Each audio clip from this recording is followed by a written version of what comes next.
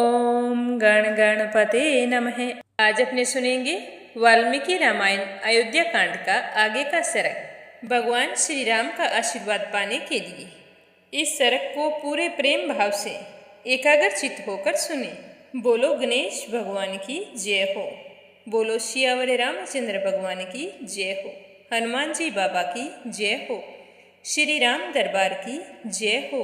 माता कौशल्या कहती हैं कि बेटा श्री राम, सभी मार्ग तुम्हारे लिए मंगलकारी हों, तुम्हारे पराक्रम सफल हों, तुम्हें सब संपत्तियां प्राप्त हों, तुम सकुशल यात्रा करो और तुम्हारे 14 साल बिना किसी कष्ट के बीत जाएं, यही मेरा आशीर्वाद है।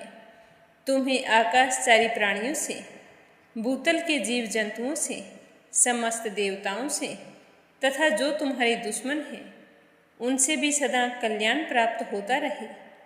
हे श्री राम, शुक्र, सोम, सूर्य, कुबेर तथा यम ये मुझसे पूजित होकर दंडकारण्य में निवास करते समय सदा तुम्हारी रक्षा करें।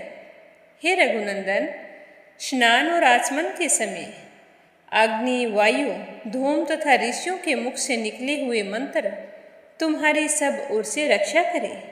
समस्त लोकों के स्वामी ब्रह्मा जी, जगत के कारणभूत परब्रह्मा, ऋषिगण तथा उनके अतिरिक्त जो जो देवता हैं वे सब के सब वनवास के समय तुम्हारी रक्षा करें।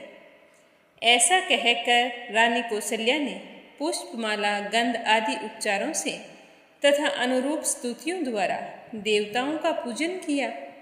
उन्होंने श्री राम की मंगल कामना से अग्नि को लाकर एक महात्मा ब्राह्मण के द्वारा उसमें विधि पूर्वक होम करवाया। महारानी कौशल्या ने घी, श्वेत पुष्प, माला, स्मिदा तथा सरसों आदि वस्तुएं ब्राह्मण के समीप रखवा दी। पुरोहित जी ने समस्त उपद्रवों की शांति और आरोग्य के उद्देश्य से विधि पूर्वक अग्नि में हवन करके बचे हुए हविष्य के द्वारा होम की वेदी से बाहर 10 दिशाओं में इंद्र आदि लोकपालों के लिए बलि अर्पित की।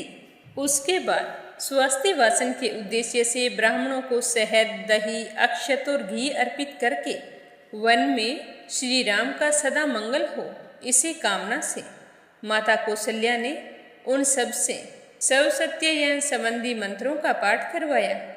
इसके बाद श्री राम ने उन विप्रवर पुरोहित जी को उनके इच्छा के अनुसार दक्षिणा दी।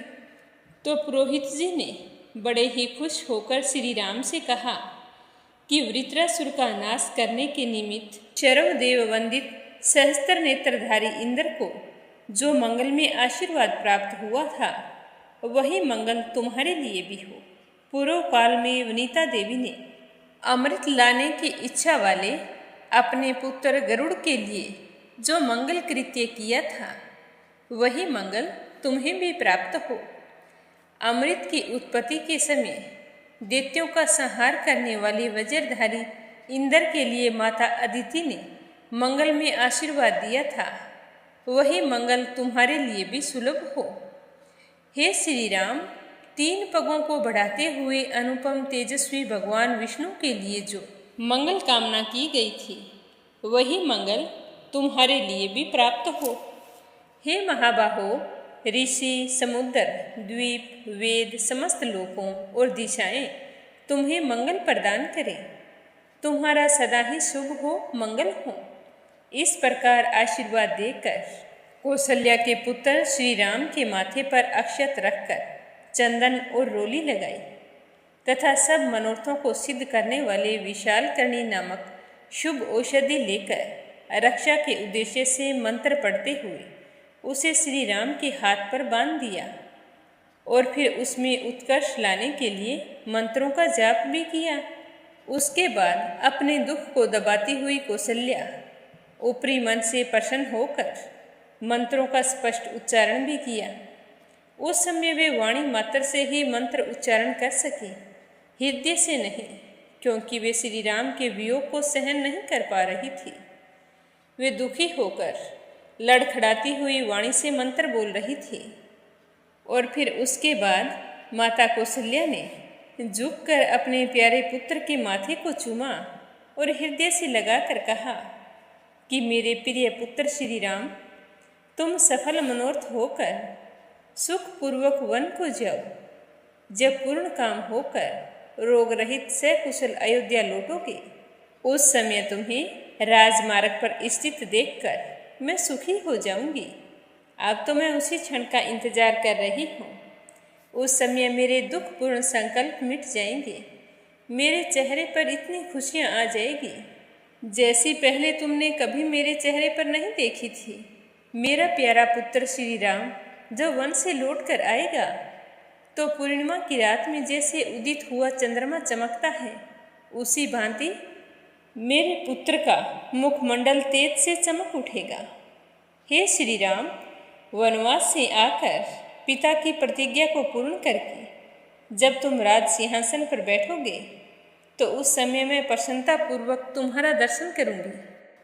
अब बेटा तुम वन को जाओ और लौटकर राज सिंहासन पर बैठना और वस्त्र आभूषणों से विभूषित हुई मेरी बहू सीता की समस्त मनोकामनाएं पूर्ण करना। जिनका मैंने सदा पूजन और सम्मान किया है, वे शिव आदि देवता, महर्षि, भूतगण, देवोपम नाग और संपूर्ण दिशाएं, ये सब के सब वन में जाने पर चिरकाल तक तुम्हारे हित साधन की कामना करते रहें। इस प्रकार माता ने नेत्रों में अत्यंत आंसू भरकर विधि पूर्वक यह स्वस्ति वाचन कर्म पूर्ण किया। फिर श्री राम की परिक्रमा की और बार बार उनकी ओर देखकर उन्हें अपनी छाती से लगाया।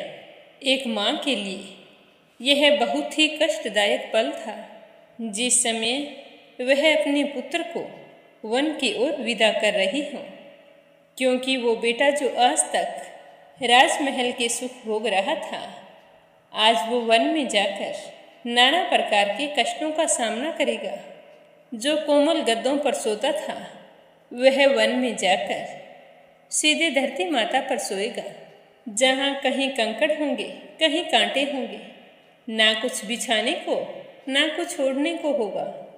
इन सब बातों का बार बार स्मरण करते हुए माँ कौशल्या मन ही मन बड़ी दुखी हो रही थी। फिर भी उन्होंने अपने चेहरे पर खुशी लाकर अपने बेटे को आशीर्वाद दिया और हृदय से लगाया।